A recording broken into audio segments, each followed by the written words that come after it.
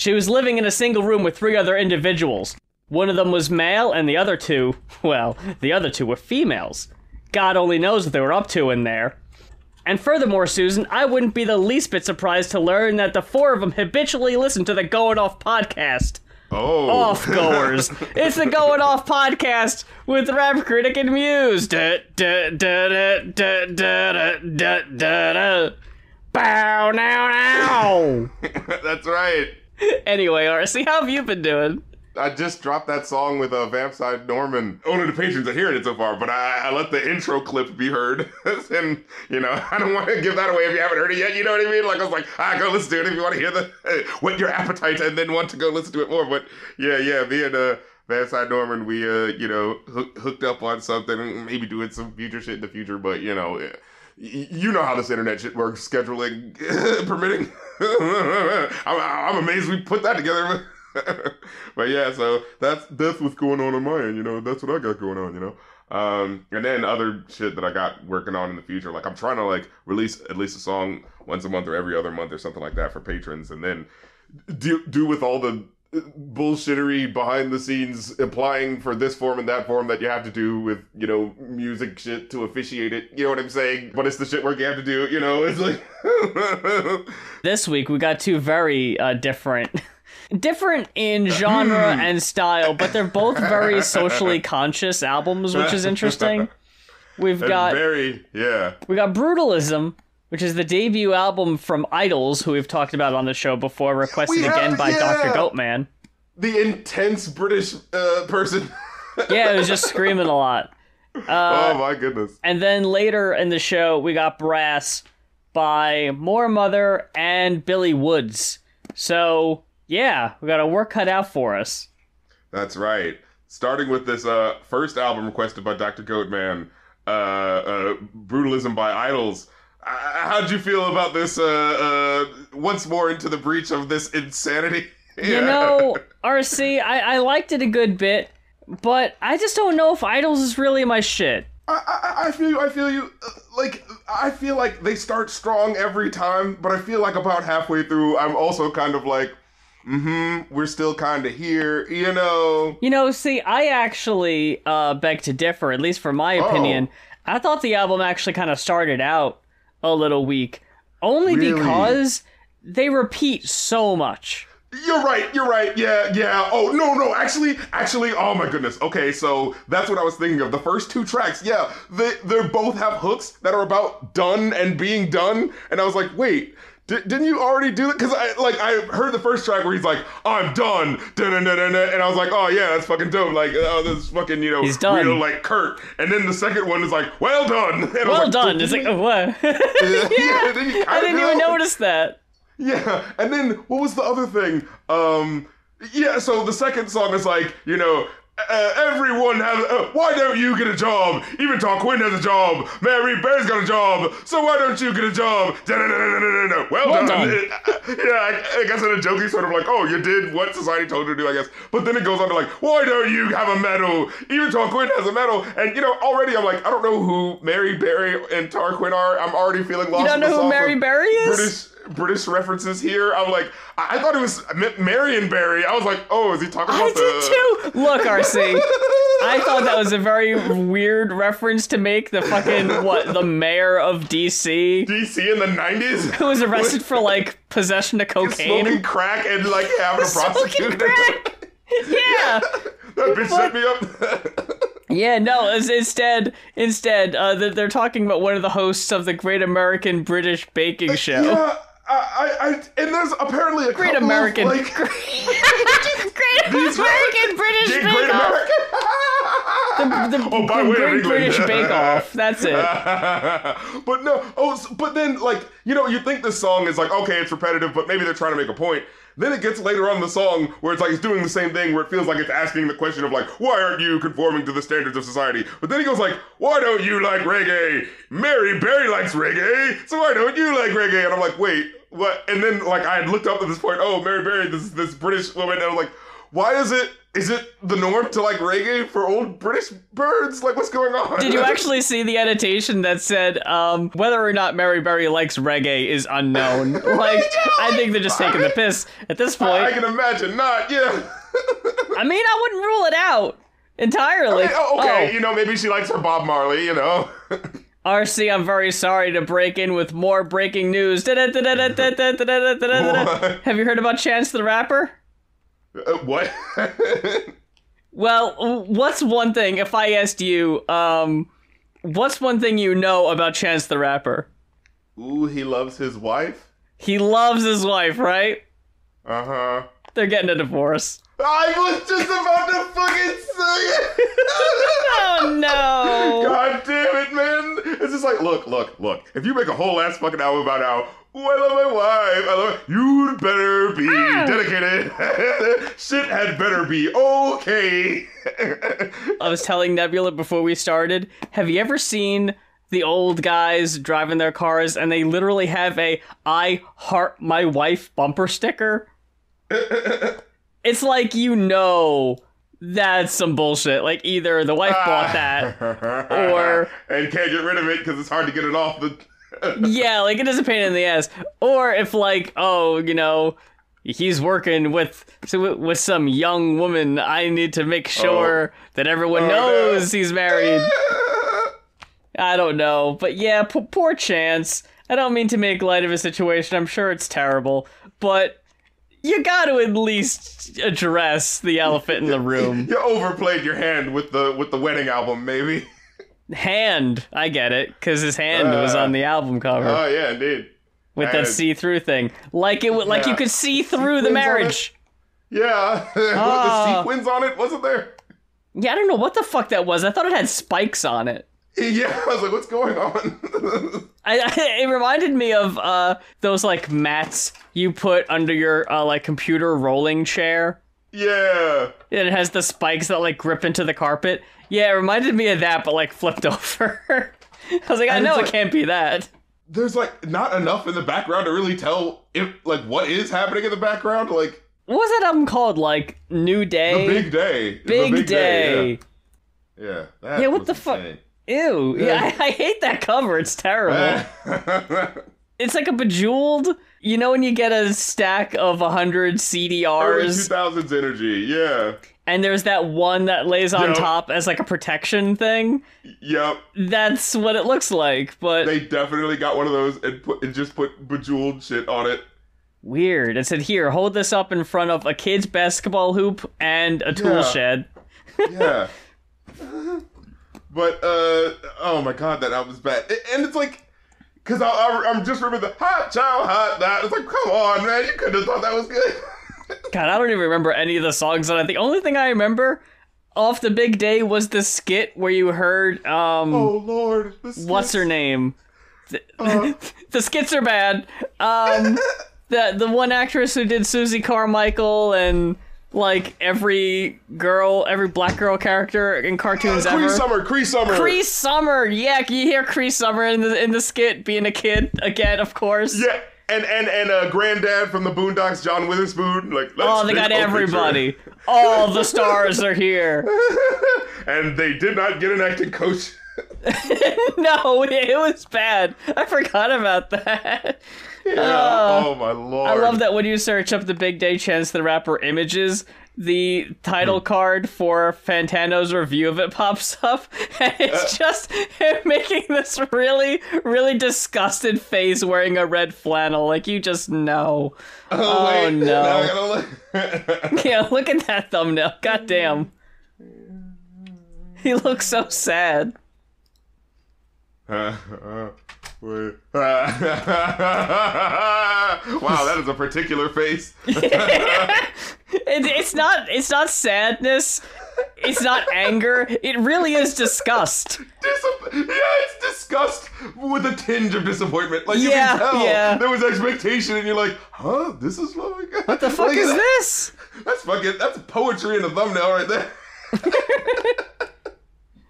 But, brutalism. Oh, yeah, right. Let's get back to the brutal shit. Now, I feel like as a general like vibe, as a general aesthetic, you know, overall this album kind of rocks. Like I enjoy it for the most part, but it does feel and even as I'm saying I enjoyed the earlier tracks more than the later tracks, I feel there were some having some issues with the earlier tracks as well.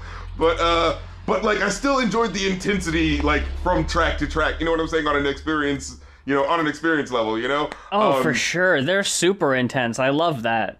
Yeah, like I love Mother. I mean, even as I'm saying it, there was like the hook when we got to it. I was like, so I thought the hook was, I know nothing, I'm just sitting here looking at pretty colors. I know nothing, I'm just sitting here. Because that felt like the sort of like, he's talking about his mom working a hard job, and like, that's kind of like repeated for a while. And then it feels like the hook is like, and oh my God, what am I doing? I'm just fucking, I don't know what the hell's going on while all of this society's screwing over my mom. I'm just like watching TV, you know? But then apparently the hook is just, mother, fucker. Fuck her. And I was like, really? Mother, fuck her. It's like, I get it. Yeah, society is fucking her. I get it. I was just, it just seemed like I know nothing. I'm just here looking at that felt like pretty colors. Yeah, absolutely should have been, but you know. Yeah, I don't know if it was written before or after, but the guy's mom actually passed away during the making of the album.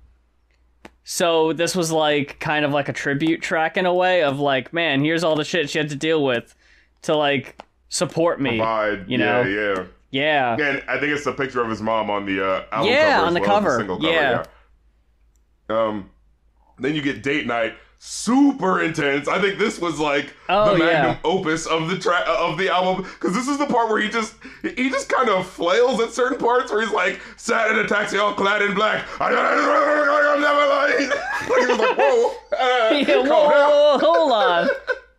And then did you see the thing about them? The lead singer wearing a dress in the performances and stuff.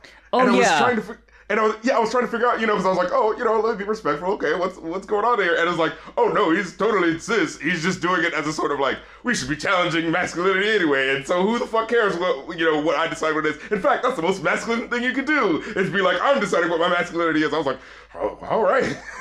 Yeah, dude's a fucking badass. I've seen so many clips of him on TikTok and shit, and it's like, don't fuck around with this dude. Like, he's kind of scary to me. Yeah, honestly. It's one of those, like you hear the album, and then you see the album cover, and it's like, it almost looks like he's defiant. It's like, yeah, wearing a dress, do something about it. Like, yeah. Hey, you heard that music, and you're seeing me wearing a dress. Did you got something to say? You know? And he's a pretty funny dude. It's just like, why would you want to fuck with this guy? Yeah, and then what was it later on? He's like, I don't give a fuck about me or you. I was like, oh. Yeah. Mm-hmm. And then the tail end of the song, he just goes, yes, no, yes, no. And I was like, I don't know what's happening, but I agree every time for some reason. Like, yeah, I mean, no, yeah. You're just yelling along to the album. I agree. Then Faith in the City. Another, like, crusher of a track. Oh, there's no God in the city. And then the way, like, the verses go on, like, Uncle Noel's got cancer in his brain. Uncle Noel's got cancer in his lungs and his brain. I thought it would tear that man apart. Luckily, Uncle Noel's got Jesus in his heart. And it's just so this, like, weird, like, contradictory, like, what is happening right now? What is he trying to say? But it's jamming into your face so hard. You're like, what the fuck? You know? Yeah, that's a thing. Like, there's a message in a lot of these songs, and they're lost on me most of the time. Like, I understand that Faith in the City is kind of challenging the whole, like, thoughts and prayers kind of mentality, I guess. Right. Of like, hey, you know, I've got cancer in my lungs and my brain, but, you know, I believe in Jesus, so I'm okay. It's like, well, right. You know, I mean, okay. But, like, earlier in Well Done, you know, you're like, why don't you get a job? Everyone's got a job. Mary Berry's got a job. It's like, yeah, okay. And then later it's, why don't you watch football? It's like, what? Why is it a big deal if I watch football or not? And at the end, he's like, I'd rather bite off my nose to spite my face. Like, are you that against football? Like, I'm confused. Like, I was sitting here like, are you just using these things as an examples of the norm in general? Or are you seriously taking a stand against football? Like, I wasn't sure why that was brought up. but like you're making a joke about it by bringing up this old British woman. So I was like, okay. Yeah. So are you joking around or are you being serious? And I'm trying to be like, is this just British humor or something? Like, am I just not? It could be. Because like later on, he brings up another old British woman who's probably a part of high society, but like not in a way that seems. Oh, the directly... Rachel Koo song. Yeah, where I was like, he was saying it in such a snide way to be like, oh, Rachel Koo. And I'm like, oh, is she like Margaret Thatcher or some shit? It's like, oh, she's like a cook or something like that. She hosts a cooking show. I realized, by the way, okay. When I said Rachel Koo song, it almost sounded like Kangaroo song. Like we're in Big Daddy. Rachel Koo song! Rachel Koo song! All right! I'm gonna go to an IDLES show. And I'm gonna yell Rachel Koo song until they play it. Anyway, yeah. Then 1049 Gotho, where it's just my friend is so depressed, and it's just like it talks about all these depressed friends. The part that stood out to me is like my friend is so depressed, she wants to have sex. I took a piss in the sink while she got undressed. Like, yeah, okay, you're not supposed to do that. Like, what's happening? But is this the British humor, RC? I gotta tell you, I'm a little sexy to British people. I'm a little rusty. I grew up on Monty Python, but like that's pretty dated by this point. That's not exactly the current modern British sense of humor. I would imagine a dead parrot. Isn't gonna fly as well today as it did back then. Yeah, wink, wink, nudge, nudge. Pissing in the kitchen sink that's the modern British humor. Get with the times. Yeah. That probably means something. Yeah, it's probably slang. Yeah, like it's just so weird. Like it just didn't feel like it connected. Like, oh, my friend's so depressed. She wanted to have sex with me. Okay, all right. You know, maybe sex does help. You know, with you know, it could, yeah. Yeah, you know, and then I pissed in the kitchen sink as she slowly undressed. Why did you stop? Why did you think that was the, you know, like, it's like, oh, don't worry, I can't make it to the bathroom. Look, you're already in the bathroom getting undressed. I'll just pee over here. Like, no, you can. He's painting a picture at the very least, you know, I'll give him that. And then, Divide and Conquer. Divide and Conquer, I thought this one went hard as shit. Like, it's very scarce on the lyrics, but musically, this one was like the hardest one. Yeah, I think it definitely had a cool, like, little breakdown as it got to the third part of the track. But yeah, I was a little underwhelmed by, like, it seeming like it was about to start something, you know, lyric-wise, and then just saying divide, and conquer, you know, it was just kind of like, oh, and then it was just like, oh, is this almost over before it even began? Like, you know, it was like one of those feelings. Yeah. Then Rachel Koo, this one, he talks about his parents a bit. Then he drops the Rachel Koo name, and I'm like, did she do something? You know? So like, what does that have to do with your parents? So from basically what I get is, like, the song is about being home, like, I guess either being jobless or being out of school or whatever, and Rachel Koo would have a cooking show that would be on early in the morning, so it's like, it's a show that you wouldn't really get a chance to watch if you were working or if you were at school, but because you're home, you kind of like associate Rachel Koo with that. Like, in the same way of like, you know, with TV in the 90s where you'd be going off to school right before like, what show is that? This American Life, and we're going to show you, what the fuck would it be? Like, I don't know, some guy fishing or some shit. This American Life, wow, that's a cut. I was gonna say, when you were home for summer vacation, you could watch The Price is Right in the morning. Oh, right, sure. That's a kind of similar thing of like, I was trying to think of a morning thing, but then I'm always out by the time that comes. Like, I was having that moment where I was thinking of Beavis and Butthead, where they said like, you know, they were watching TV and it was like Good Morning America or something like that. It's like, hello, you know, so-and-so, how are you doing? Couldn't be better. And, you know, and Beavis and Butthead were like, do you think they put these crappy shows on in the morning to, like, make us have to want to go to school? And, like, and Beavis is like, yeah, I think so. Butthead, I think it's working. I actually got a quote from a Genius annotation. It says, It was supposed to be a love song dedicated to nihilistic, drug-addled mornings of wishing for a better future after sadly wasting any opportunity of one. Instead, it's just a stupid fucking song, but I like it. Yeah. Okay. Alright, as long as he's happy with the product and as long as he has his intention, that's all that matters at the end of the day. Yeah. See, that's a mentality I like, where you're making an album, you have these songs finished, you took all the time to record them and edit them and all that, and then you're just sitting there like, the song's fucking stupid. But, I mean, I like it, so put it on the album, I guess. I already did it now, yeah. Yeah.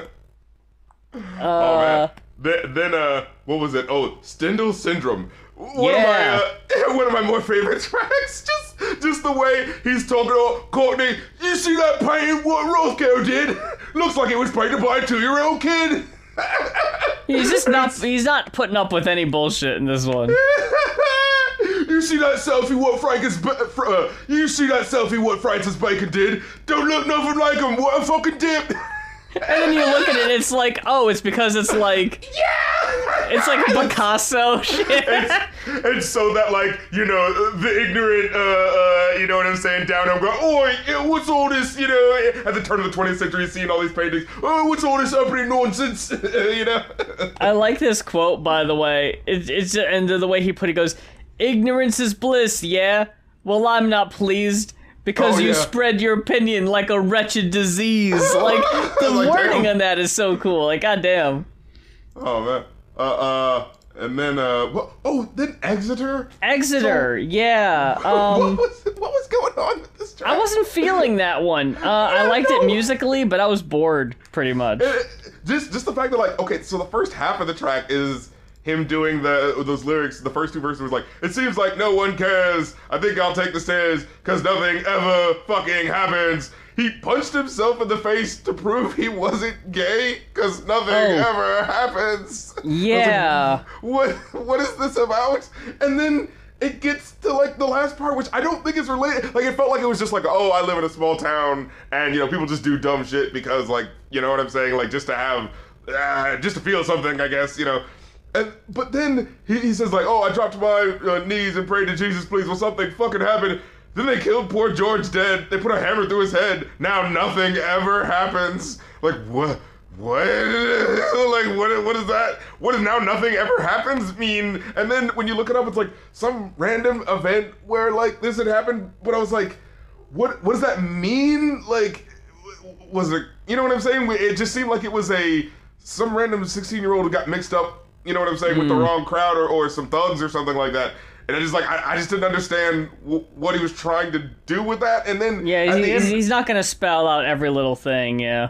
Yeah, it just seems like violence sure do be violence in this world, because especially when it gets to the end and it's just so-and-so joined into the fight, and then so-and-so got into a bar fight, then shit eyes got into a bar fight, and so-and-so got into a bar fight, and I'm like, okay, I get it, everyone's getting into a bar fight, Fucking Chapel Rowan getting into a bar fight. Oh yeah. At the Pink Pony Club, she's starting some shit. Cracking someone over the head with a pink that's table, not table, the fucking god damn it, what are those things called? Bar stools. Because everything good happens after midnight. But then you get Benzocaine. Benzocaine is a fire track. I like that one. Yeah, I like the ha ha ha. You know what I'm saying? Oh yeah. But yeah, although I was writing about how I felt about this one, I was like, I liked it fine, and I felt like I would like it better if it was a single that was being hey, listen to what else is going on in this album. But I feel like by this point, this track felt like a bit of a step down relative to the things that were happening before. I don't know, it just felt like I got that feeling of if I heard this track by itself, I'd be like, oh, I can't wait to hear the rest of the album.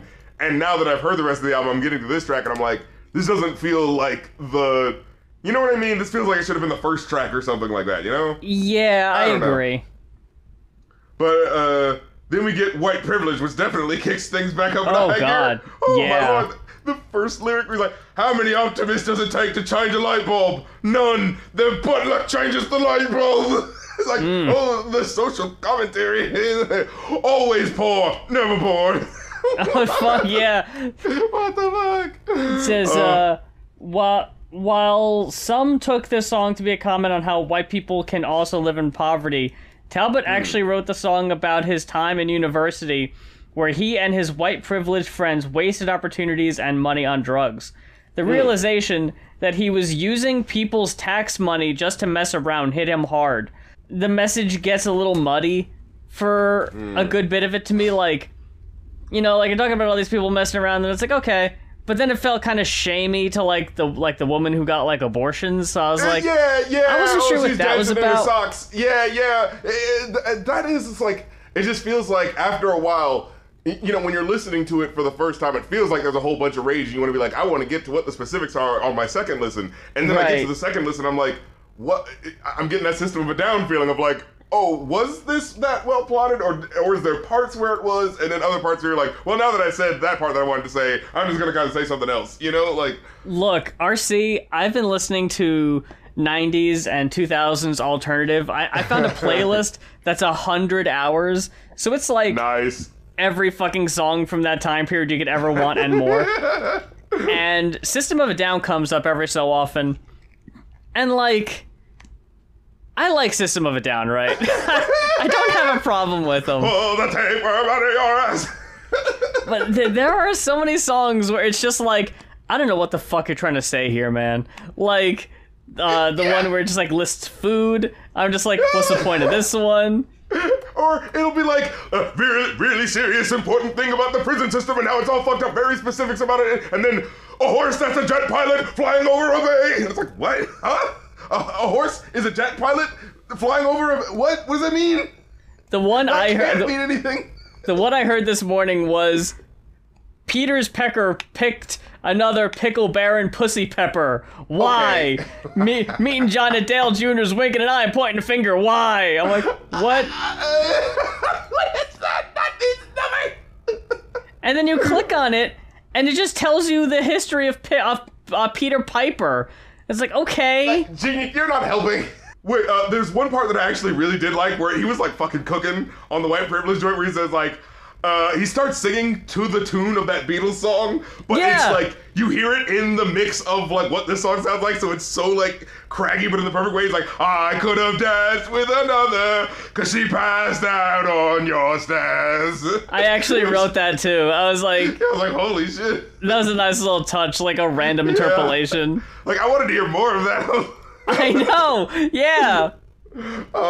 Then Slow Savage, ooh, we slow it down a little bit for the final track. I was like, okay. And just to give you a little bit of the man's self-shame, all in your face. Now I feel like his enunciation is a little like overly done on some bits of the track, but it's, at this point, it's so like his craggy style that it's kind of like, all right, I guess that's just how he is at this point, you know? But when he gets to the die to die dies on the hook, that actually still sounded really good. But just the hook where you go, I mean, not the hook, the verse where he's like, for 2 years in a row, I forgot your birthday. For 2 years in a row, I thought it was Thursday. Maybe I was gone. Maybe it was God. Maybe it was Coke. Maybe I'm a drunk. I don't know. But at least now I remember your birthday. Oh, yeah. And that's so now that you're gone, you know? Mm-hmm. Like, ooh. So, overall, what would you give this album? I gave it a 4.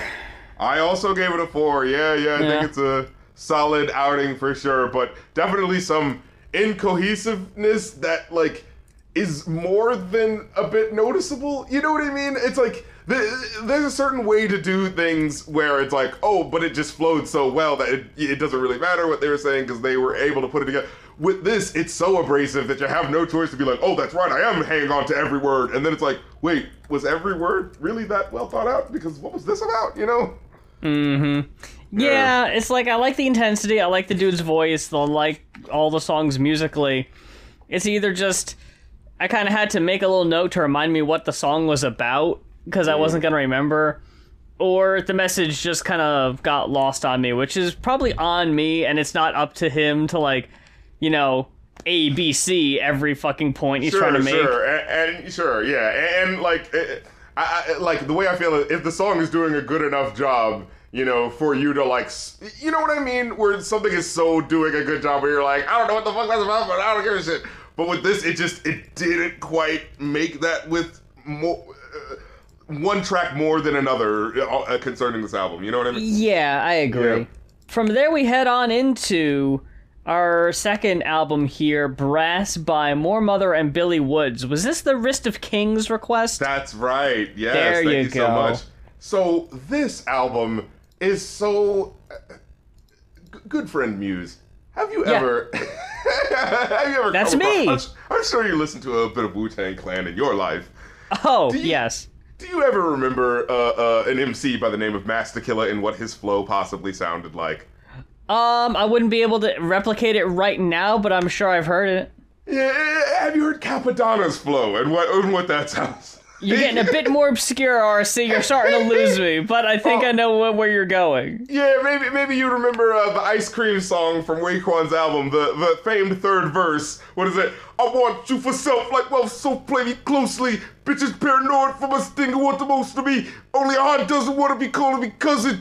I'm thirsty for the catalog, fancy got a 311. Call me if you want to get dunked like the pockets. I just like it's just so this like labored flow, and it's just like just say the thing. Why are you saying it like this?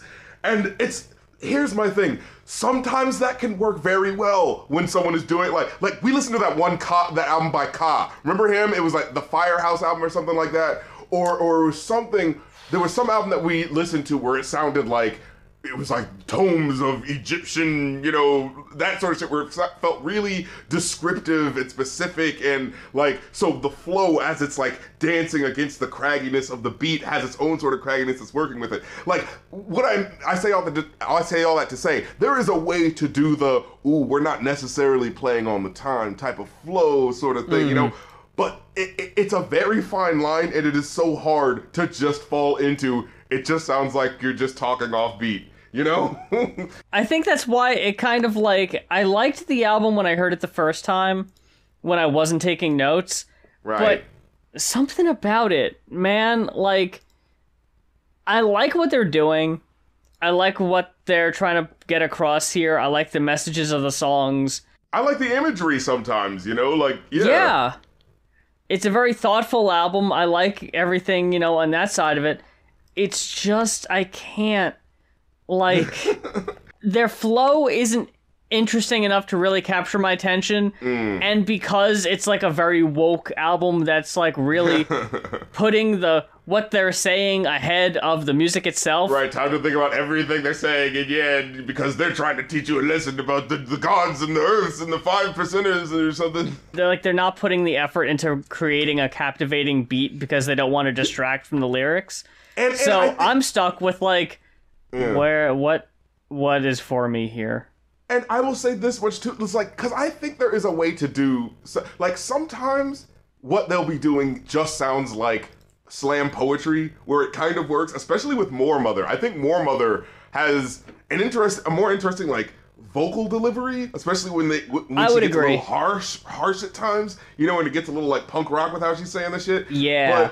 But early on when she, like the very first line where she's just saying planetary orbits and temporal numbers, ancient mathematical astronomy, Mennonites children, time and space reunited. And I'm just like, okay, none of that rhymed, but you gotta know that, right? So are we doing a thing? Are we doing a thing? We're doing a thing right now, right? It's like, oh, slam poetry thing. But then it'll like kind of flow into kind of doing rapping, but so in that jagged thing where it's like, I can't tell if this is on purpose or if you can't catch the beat. You know, like I legitimately can't tell at certain points, you know? And it's like, it becomes distracting where it's just like, and then there were certain times where it's like, okay, I get it. You know, if you're like, this is just how it came out with, you know, how the flow kind of worked, and the beat is so interesting and experimental that we're just kind of going with this, taking out sound. But like on verses, I can get it if you're just rapping into the verse and getting into it and, you know, you don't want to retake something. But there will be certain hooks where they'll say something in such a craggy, awkward, offbeat way that I'll just be like, okay, you could have said that more, like, flowing way. You know what I mean? You could have said that in a more clear way. And it just seems like the problem is you just, you know what I'm saying? You're just not, like, trying to make this palatable, you know? And it's like, I guess that's fine, but it's like, you know, you can't complain if people are like, I don't want to listen to it because I can't tell where you're going with the flow, and it feels like it's just kind of like, you know, I heard someone say it sounds like a pregnant flow, you know, that's sort of like, it's like laboring to get from the next line to the next,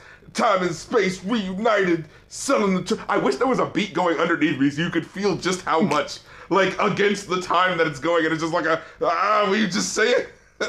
You know? It definitely has an intended audience in mind, I think, and it doesn't really care if it doesn't resonate with anybody else. It's like, you know, it's very intentional. They wanted it to sound like this, and I respect that. But yeah, it just didn't really click with me. Yeah, and maybe it wasn't supposed to. I don't know. Like I said, like certain lines in his verse sounds really like interesting imagery. Was like, the night hides in caves and holes whispering. She answered, open road, black body glistening like she swallowed the sun. Shook it off like a fever, run its course. And what did I want? What did I want? What did I want? Like, there's this, you know, fun sense of like abstract, like, ooh, we're kind of like following this like imagery and where's it going and the personal journey and da-da-da. And, you know, sometimes it sounds cool and other times it sounds pretentious and up its own ass. You know, it's like, and it's really dancing on that line and not dancing it very well, you know. But again, I do want to give it its props where like other times it'll be like, you know, low-lying crowd the church spire, the first liar played the lyre so sweet the furies weep might let me be before they tear a piece each, like he promised Persephone swam up out the deep. Like, it's just interesting little things of like, ooh, that's an interesting kernel of imagery there, you know, but it never really feels like it coalesces into anything, you know. And the most that it does is on a track later on the album where I'm just like, what the fuck is happening? But yeah, the blues remembers everything the country forgot. Oh, yeah. Interesting track title. Kind of wish other track titles were like that, but this is the only one that does that. But, and unfortunately, it ends up being a little underwhelming, a little more underwhelming than I feel like the title kind of ends up telling you. That said, it is weird. Is this the one where like a singer starts off? Because the first track is like, oh my God, we're going to get this jagged, we're so underground and, you know, dirty and dusty beats, sir, you guys, you know, like, oh, we're not even trying to make it sound, you know, accessible. And then the very next track was like someone singing like very clearly. And I was like, oh, okay, so I guess we are trying to do a little bit of something. But then it just went right back to the same shit of like, oh, I think, yeah, More Mother was okay on this track. And then Billy Woods kind of came in and it was just like, he was just repeating shit and repeating things that she had already said. And I was like, okay, this is supposed to be about the lyricism, so why, when we're getting to your verse, there's barely anything being said that isn't just being repeated half the time? You know, so I was like, what is going on here? Yeah. And then you get Maroons. I thought the instrumental for this was interesting with how the somber trumpet blare kind of felt like it wasn't being used the traditional way of just like highlighting a beat, you know. It felt like it was like being cut up and kind of moved around in an interesting kind of way. But again, this instrumental just feels too dusty and jumbly to really get into it. And like I said, like it ends up, their flows just end up getting lost in the mix as well, where I'm like, I don't want to be attached. I don't want my brain to attach to every word that they're saying, you know, because it feels like I'm pushing against the tide of the music to try to catch on, you know. Yeah. Then what was it? Rapunzel. This is the one, yeah, where the hook was like I like the cool imagery, but it's so weirdly jagged. Where it feels like I'm like, what are you?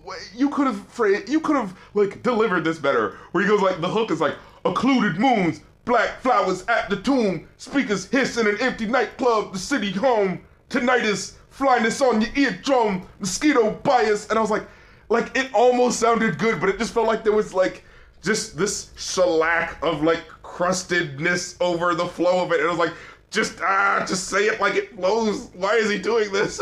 Yeah. Yeah, it just kept pissing me off, where it's like, there's really no way you could have flowed that better. Really, no way, you know? Yeah. What was it?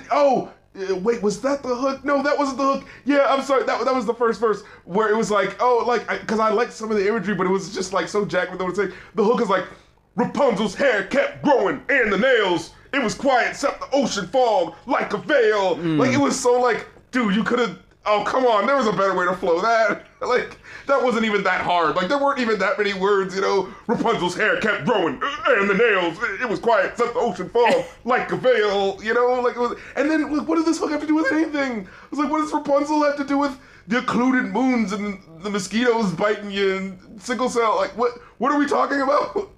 Yeah, like, again, same with IDLES, really. You get the idea that they're trying to make a very specific point, but you're just digging through, just trying to grasp onto, okay, what exactly is the bottom line here? What am I supposed to get from this?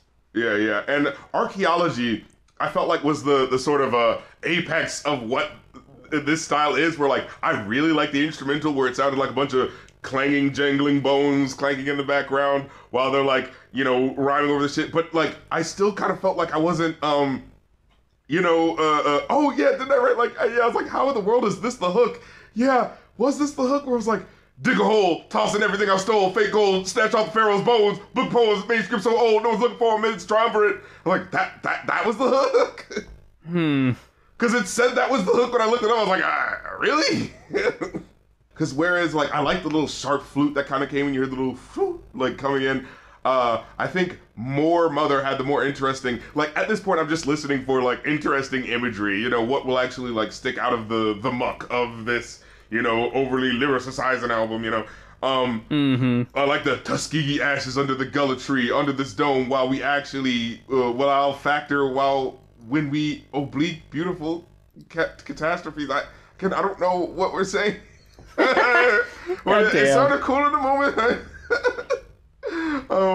And then Gang for a Day. Let me see. Again, I like Moor Mother's like inflection.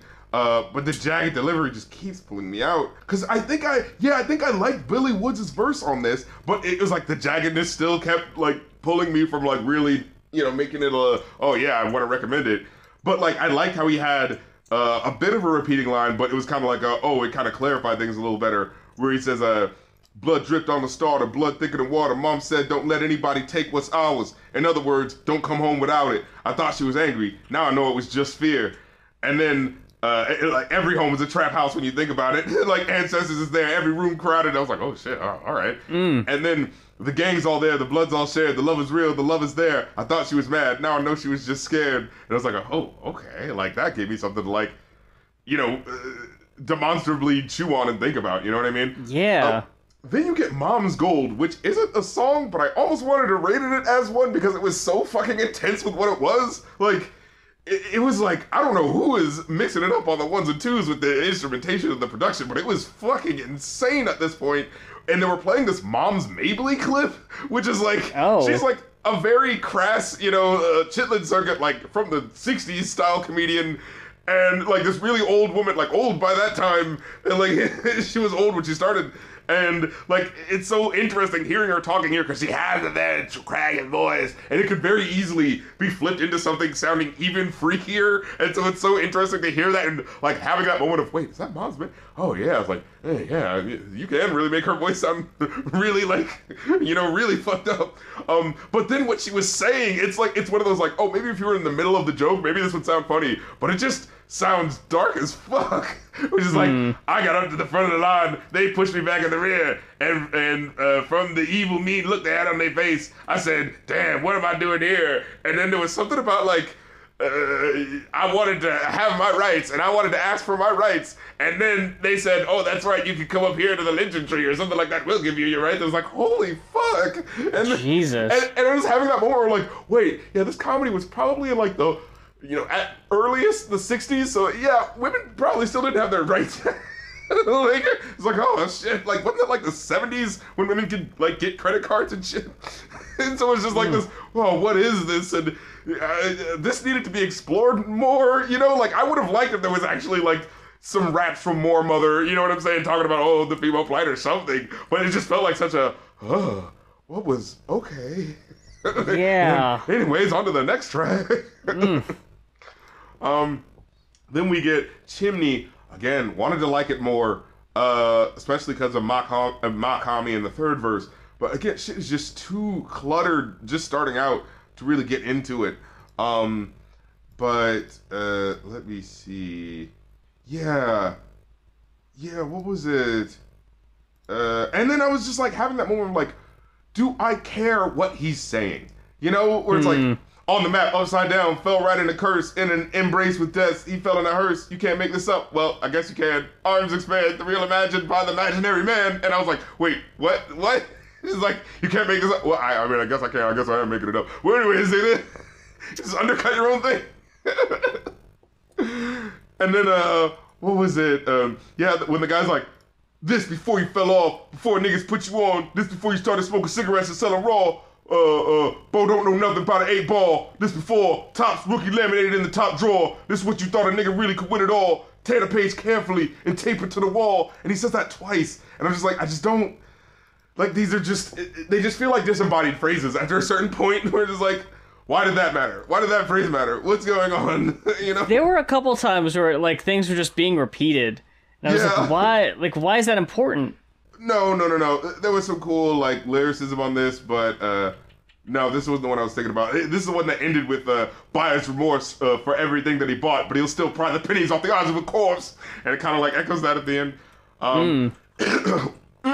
No, it was Scary Hours. Yeah, that was honestly, I feel like maybe the best track, but also the most confusing. Ominous imagery and all this eerie, strange shit that he's talking about, like, xenophobia in Wakanda. They'll truck you to the Botswana border and tell you you're deported in Kenya, Rwanda. And then there was a bit where he was talking about like disembodied arms in a bag, and it's causing the blood to pool as it's causing all this sort of shit. It's like, whoa, I don't know what the fuck this means, but that's really interesting. Where is this leading to? You know, and then like randomly there's a singer, John Forte. He just comes into the song singing the most breezy, this should be like, you know, a really like cool sort of like, oh, this is the single sort of song. But then he just kind of goes away, and I'm like, oh, I wish that guy would come back. There's like a lot of singers that come on this album that are like, oh, is this gonna be like a normal song? And it's like, no, it's not. Okay, you know. Yeah, and then Guinness. Oh my God, this one with the one kind of interesting verse, where he's like, oh man, the whole world's in my mobile. It took centuries. And I was like, oh, okay, I guess it's kind of interesting to think about. Like, all right, the world's in your palm and a cell phone, and I guess that did take a long time to happen, but you're just kind of experiencing it now. Like, oh, that's an interesting general thing, you know? But the flow is just so shaggy and hangdog. In fact, literally, he says, everything a little shabbier than it seems, shabbier than it seems. Chicken Nolan came out there. I'm like, I don't care. Like, it's so just like, you need to eat your peas and respect this because it's, you know, really sounded awkward. So that's respectable underground hip hop. You know what I mean? And I'm like, but I don't wanna listen to it. You will sit down and respect this underground hip hop this instant. I was like, no, right, yeah. But it doesn't want me to listen to it. It clearly doesn't. It keeps shaking me off every time I try to grab on. It's like, no. It's a fucking dune worm in this fucking bit. I'm trying to ride this sandworm like at the end of Beetlejuice, and it's like, no. Right. And then, yeah, it's like, this one was like the one kind of interesting verse and this annoying hook. And then the sample of a kind of interesting conversation that doesn't really feel like it ties into anything. It just feels like, it just sounded like, well, that was interesting. It sounded like, I guess, like some people in, I guess, South Africa maybe trying to talk about their country. It wasn't specific enough and give enough context for me to know what was happening and how it would relate to what he was saying in the song. So it just kind of felt like okay, you know. Then Tiberius, let me see. I think Elucid was really interesting on this one. Yeah, this is the track where you hear like the sound of like splashing water or some shit. Like as the track starts off, and you hear him at the beginning, he's like, hallowed be my name and my cells, hollow bones shedding scales when my head broke surface through the water. It's like, ooh, okay, so it's kind of like getting the connection there. But again, it's just like splashes of connections. You know what I'm saying? I missed a sea of just like general lyrical, spherical, lyrical, you know what I mean? Yeah. Like there's one part where he says something interesting where he says, if I could somehow levitate, awaken my present state as I'm speaking to you now, my surroundings falling further from my feet. I was like, oh, that's kind of an interesting thing there. Like, if you were flying, like, you're experiencing the world moving away from you. It's like, whoa. Right, yeah. Yeah. And then, what was this? Yeah, more Mother, where it got to this point where I'm like, okay, I get it. This is respectable lyricism, TM, you know, because it sounds like jagged and awkward, but I'm like, I just don't, you know, I'm just trying to listen to this and be like, what is there to really connect to what they're saying, right? So, like, she goes like, the gag is disappearing acts of all his activism, hallowed be thy name in the countries of Lazarus, dead for 4 days and he rose, and they groan in spirit, talk about how you feel it, shit, ain't shit dead when you spit it on your head, pop lock into the dread of what's to come. Say what, son? Think you can go toe-to-toe with where we from? You can't imagine a blacker future than me, forever young, forever in the zone of the one. No Neo, just old soul, Al Green, ashy elbows, Mahalia home on from tour, serving black-eyed peas out the window. Like, huh?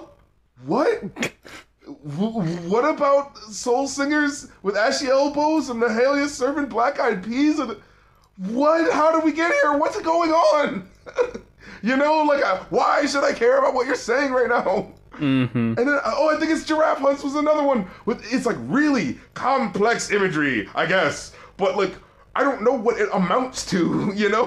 Where like, you hear this intro with these really booming drums, really sweet, maybe flute synth line kind of going here, and you're like, ooh, okay, that's kind of cool. And you hear Billy Woods come in, kind of sounds like he's, you know, in the jungles of Vietnam, looking off to the side, you know, he's about to say, you know, ain't war hell or something like that, you know, he's like, it's beautiful. The sun, a bruised orange, clouds sparse, sky mauve, the light soft as though filtered through gauze.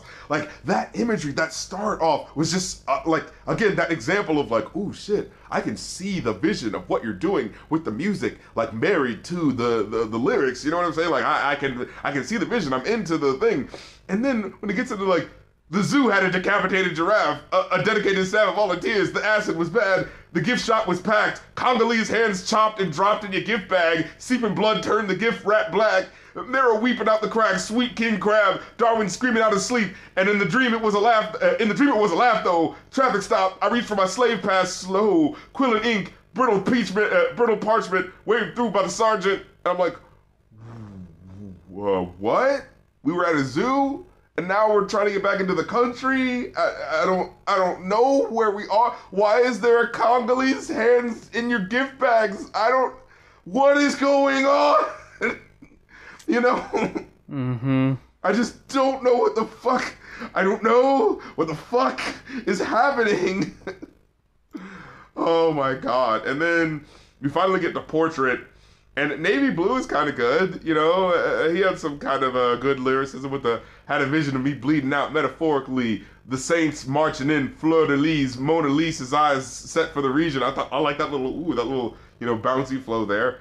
And then let me see. I think Billy Woods actually had a little bit of oomph in his verse in this song actually, where you had the tropical heat, but you still caught the shivers. Uniform changed, but it'd be the same niggas, the same agendas. Told my kid, don't let no white man take your picture. I was like, oh, okay.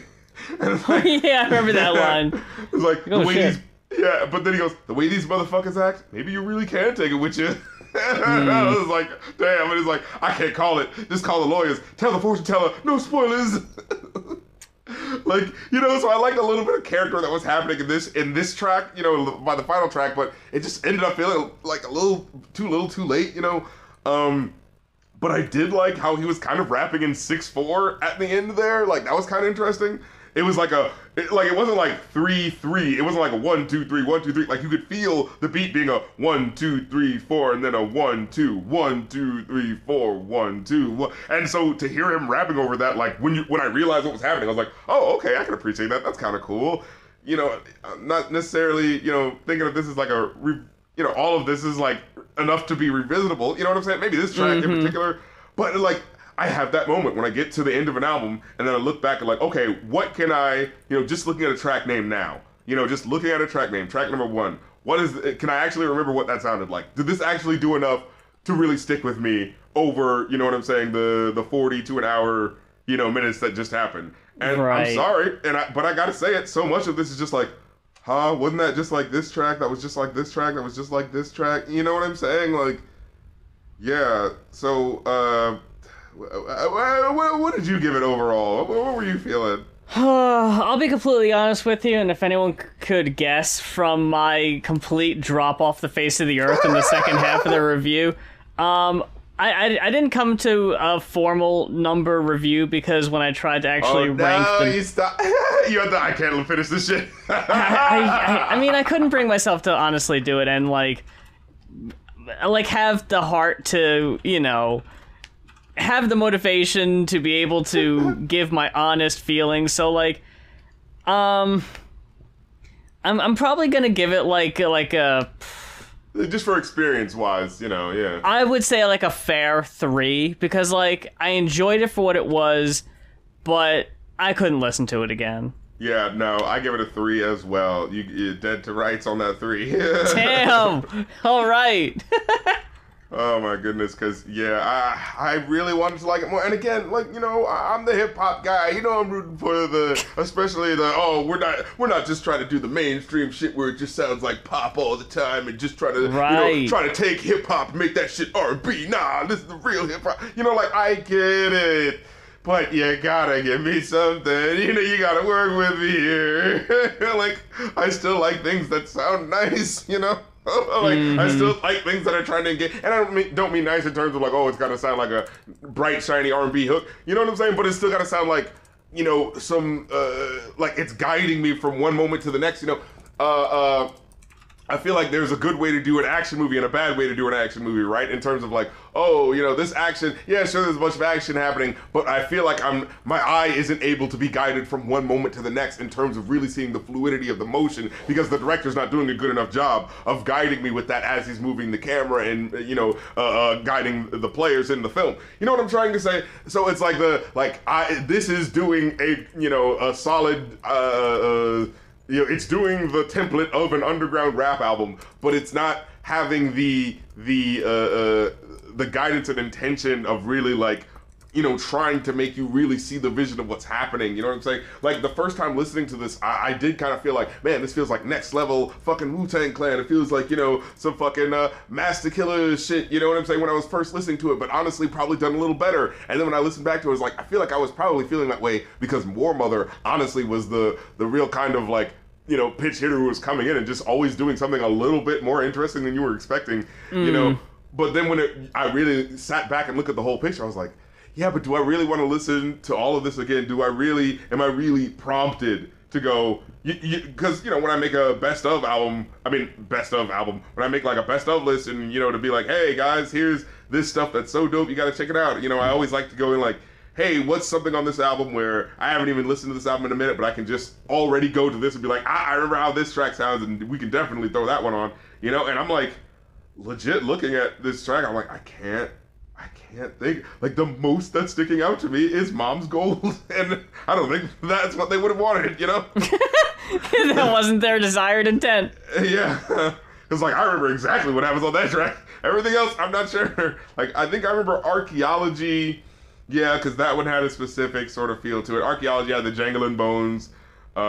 Scary Hours was really weird. And Giraffe Hunts. Those, and Portraits at the end. Those I feel like were the stickouts for me. Were there anything that, like, stuck out for you? No. Dude, don't ask me that. You already know. You already know what it is.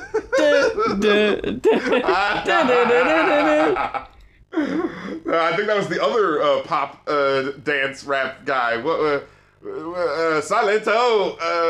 Although he was basically riffing off that dance, wasn't he? He said, now break your legs, now do the Soldier Boy, now do the other dance that you know. Yeah. It's like, eventually someone's gotta come in and like, hey, you gotta have your own dance eventually. You can't just... everybody do the chubby checker. Let's twist again like we did last summer. And like, all right, hold on. Now do the Cupid shuffle. Now do the Dougie. Like, hey, wait a minute. You can't keep getting away with this. Before you even say it. Wait, what? Now do the peppermint twist. No, we remember that one too. Oh, yeah. You can't just reference the sequel hits and think we're not going to remember them. I remember the peppermint twist. Get the fuck out of here, Silento. Didn't you try to murder someone with a hatchet? I can't imagine he's going to be able to, pull up He ran into someone's house and tried to murder someone with a hatchet. I don't know. That was the last I ever heard of Salento. It's been radio silence since then for Salento.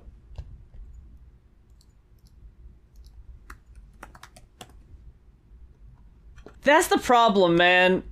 When you, like, cater to, like, a young audience who, like, aren't gonna be, like, ride or die for you, like, they're easily gonna forget about you and jump to the next person as soon as, you know, as soon as they roll up. As soon as I Love Memphis comes along, or whoever it was that had the other song, hit the Quan! Wow, 25th fucking T, Jesus Christ. 15?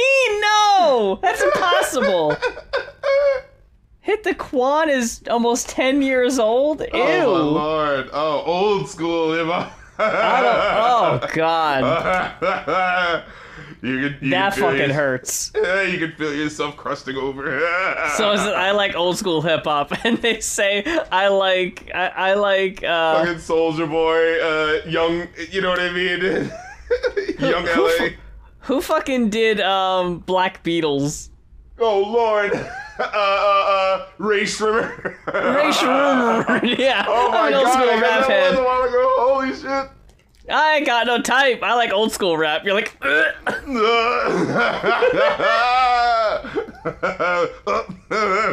you turn to dust. You hit that Mr. Krabs intro on that episode. 'Cause you're old.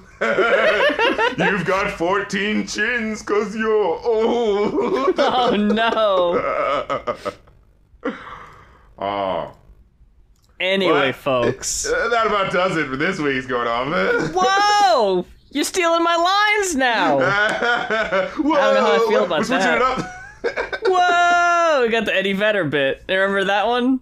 Anyone remember that? Anything can happen on Going Off, you guys. It's and it usually does, but not every time, so don't get used to it. So you gotta, But all our links are in the description, our link trees and whatnot. Patreon.com/rapcritic. If you want to head on over there, you can hear the new songs that I'm going to be uploading. I'm also going to be doing Patreon game nights. That's going to be at least a once a month thing going forward with the video game freestyles, as well as music nights. That was really fun. We had a music night where we just like listened to some shit on a queue up, where it was kind of like, one person listened to music and then someone can kind of throw something else in. So we got a whole bunch of fun stuff going on over the RC Discord. You know what I'm saying? Hit your boy up to hear the music that I be working on. I'm going to at least, like I said, try to release one track once a month, every other month, in between intermittent Rap Critic episodes, and review a new podcast on the Rap Critic Patreon, as well as Ko-fi.com/rapcritic, where you can make requests for live stream stuff, because that's what mostly people seem to be doing at this current juncture. The stuff comes out faster when I'm doing the live stream, so I get it, But yeah, the prices are reduced right now. Instead of $10, it's $8 for a song if you want to request it, and half off for patrons, as well as it was $50 for an album or best of request, and now it's $30, and again half off for patrons. So get with it, act like you want it, and until next time, I'm Rap Critic, and I'm Mues, and you see it, you need it, you dream it, you want it, you see it, you need it, you dream it, you want it. That's the hook of the song that I'm doing. It's just a private song that's on the, just little sneak peek. Yeah, but head on over there if you want to hear the rest, you feel me? All right. Nice and taut.